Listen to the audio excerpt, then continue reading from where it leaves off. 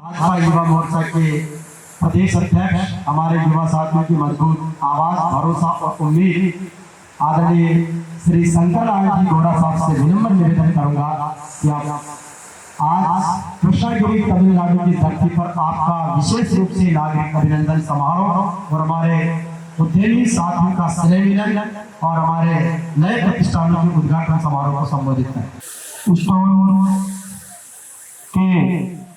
इस भव्य उद्घाटन समारोह में हम सबके बीच में उपस्थित राजस्थान सरकार के मंत्री आदरणीय विजय सिंह जी, मेड़ता के विधायक आदरणीय लक्ष्मण जी, हम सबके बीच में उपस्थित दिल्ली विश्वविद्यालय के पूर्व अध्यक्ष आदरणीय हुड्डा जी, युवा मोर्चा के प्रदेश मंत्री आदरणीय छाबा जी, विश्वविद्यालय के महासचिव भाई अरविंद जी, हमारे एनएसओ के मलिक जी, हमारे शिखर के अनिल कुमार जी और इस कार्यक्रम से जोड़ने वाले हरिराम तिवाड़ा जी।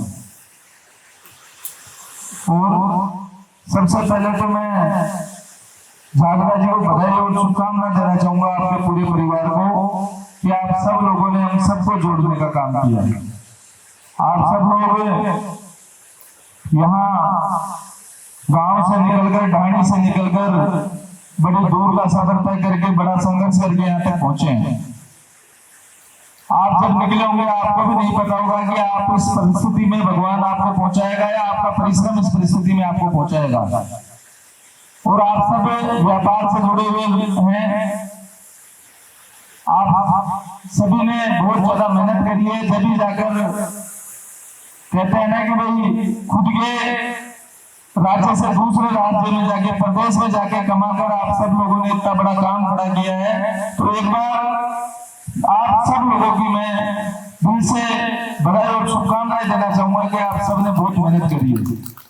दूसरी बात मैं कह देता हूं आपको जल्दी, क्योंकि आप सब ने यहाँ पर आकर इतना बड़ा व्यापार स्थापित किया है, तो सबकी जेब में पैसे भी हैं और पैसे और प्रतिष्ठा दोनों है। लेकिन हम देख रहे हैं हमें अपनी जड़ों से जुड़ के रहना पड़ेगा, हमें अपने ग्रामीण क्षेत्र से जुड़ के रहना पड़ेगा, हमें हमारे गांव से जुड़ के रहना पड़ेगा। हमें शेखावटी से सीखना चाहिए कि वहां के जिस भी व्यापारी ने व्यापार किया तो अपने गांव से उसका लगाव रहा, गांव में उसने स्कूल बनाई, गांव में उसने तालाब बनाए, गांव में उसने बावड़ियां बनाई, उसका लाभ क्या हुआ? शेखावटी के लोग सबसे ज्यादा पहले निकलकर बाहर गए और आज विदेशों में भी उनका काम है। मैं आप सभी से इतना ही निवेदन करना चाहूंगा, पांचों उंगलियां बराबर नहीं होती और हमें समाज को साथ लेकर चलने की आवश्यकता है। आज बहुत बच्चे ऐसे हैं जो बिल्कुल निर्धन है, वो अपनी शिक्षा नहीं पा सकते। हम दिखावा बहुत कर सकते हैं, बड़ी गाड़ी ले सकते हैं, लेकिन क्या मैं व्यापार कर रहा हूँ? 5 बच्चों को जिंदगी में मैं शिक्षा देकर जाऊंगा, ऐसा संकल्प इस कार्यक्रम के माध्यम से हम सब लोग ले सकते हैं क्या? ऐसे विचार अगर हम सब लोग लेकर चलेंगे, आज आप देखते हैं कि अगर आपकी शिक्षा नहीं होती तो आप किस प्रकार से, कितना लंबा आप सबको संघर्ष करना पड़ता। मेरा इतना ही कहना है कि सबको आपस में जोड़कर, आपस में मेहनत करके, एक दूसरे का सहयोग करके हम सबको आगे बढ़ने की आवश्यकता है। आपने बुलाया, मान सम्मान दिया, इसके लिए धन्यवाद, बहुत बहुत धन्यवाद। एक बार फिर से मैं जागरा परिवार को शुभकामनाएं देना चाहूंगा कि आपका काम और बढ़े। और मैं तो कहना चाहूंगा, आप देश और विदेश के लिए कह रहे, मैं कह रहा हूँ राजस्थान में भी एक यूनिट आप डालिए, जो भी अच्छा काम है वो दूसरे सेक्टर में डालिए, क्योंकि राजस्थान सरकार भी बहुत प्रयास कर रही है।